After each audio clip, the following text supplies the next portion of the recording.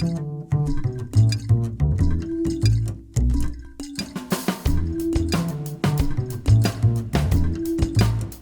back to the Microwave Audio community, where we explore together all types of home audio systems from hi-fi to home theater. My name is John, and for this video we have a quick update to part 7 of our top AV processor separates under $5,000 series.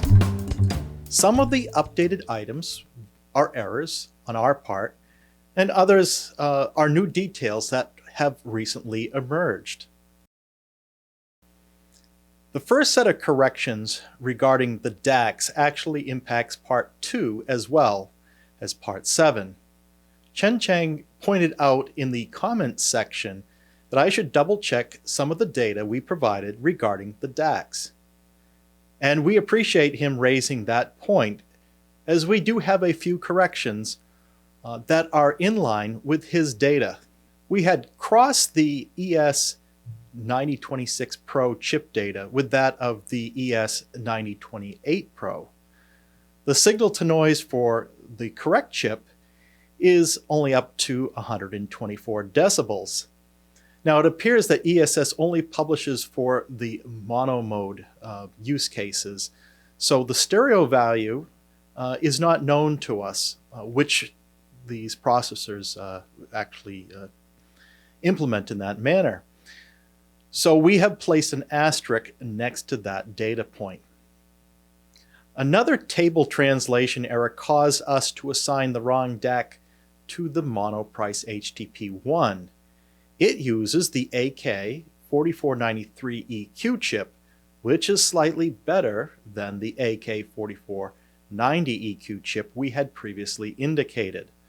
The signal-to-noise ratio of the AK4493 is 123 decibels for stereo applications such as that of the HTP1, which uses 8 of these chips for 16 channels. We are now indicating the stereo signal-to-noise ratio for the AK4490 chip as that of 120 decibels, and it's the value that corresponds to the Marantz and Anthem implementations. The Emotiva implementation with that chip is differential, so the 123 decibel value applies for its signal-to-noise ratio.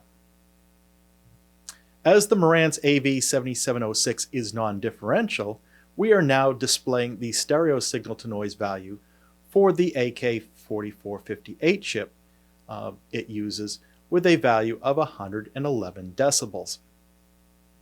All these changes have been updated in the processor-centric table as well.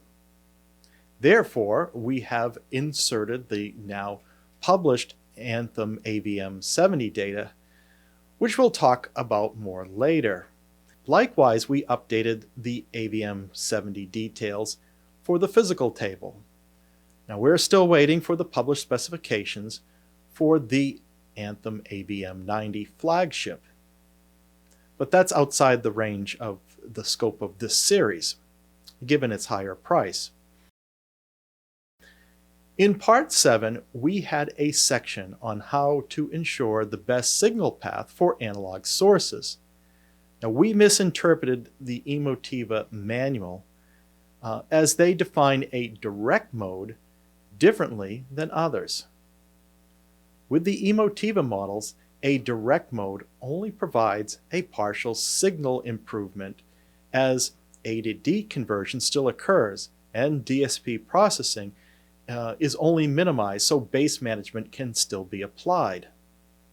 What we missed is that Emotiva has an additional mode which they uniquely label as reference stereo mode, which fully bypasses A to D conversion, applies no signal processing whatsoever.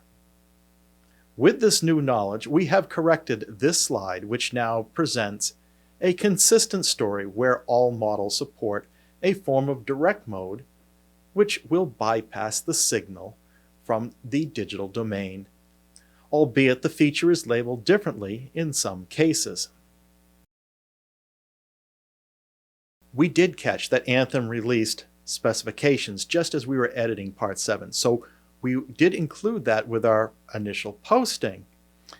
What we've done here is we've updated the slides slightly to remove any note that they were missing specifications from Anthem on the AVM70. But now we're highlighting the fact that Anthem ARC is not enabled in the initial release versus calling it a bug. We did a screen capture of the Anthem AVM70 specifications on February 23rd from their website.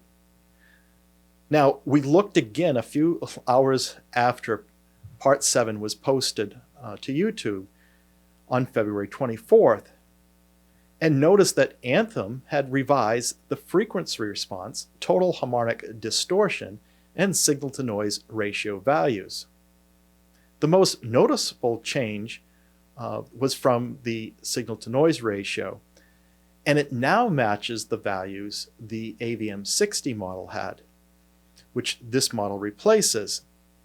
And that value was 110 decibels, and it is now the same on the AVM70. This makes more sense, but we're a little surprised the value isn't a little higher, given the move from the AK4458VN DAC to the AK4490 chip, which has better performance in the AVM70. Well, that concludes the corrections. We really appreciate the active discussion we are having within this channel. Your input is adding to the knowledge we all have access to, and thanks so much for that. So please continue to like and subscribe to this RightWave Audio community, and be sure to select the bell icon so you'll be notified as soon as the next video is posted. Until then, keep evolving your audio experience.